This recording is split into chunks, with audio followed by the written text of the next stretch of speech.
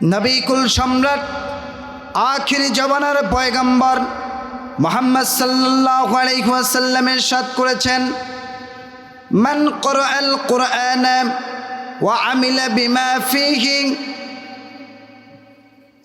উলবিসা ওয়ালিদাহু তাজান ইয়াউমাল কিয়ামাহ।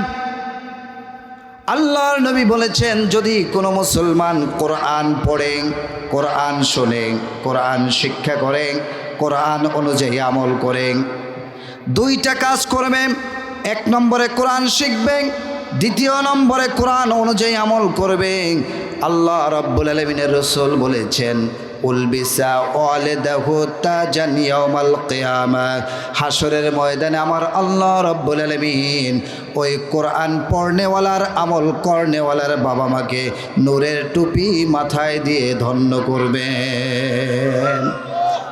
যদি পৃথিবীতে কেউ চান নিজের বাবাকে নূরের টুপি মাথায় দিয়ে, নিজের মাকে নূরের স্কার্ট মাথায় দিয়ে হাসরের ময়দানে উঠাতে, তাহলে আল্লাহর রাসূল বলেছে, আপনি কোরআন পড়েন, কোরআন শিখেন, কোরআন অনুযায়ী আমল করেন। সুবহানাল্লাহ বললেন না?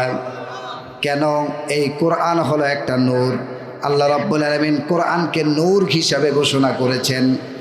আল্লাহ রাব্বুল আলামিন বলেন, কিতাব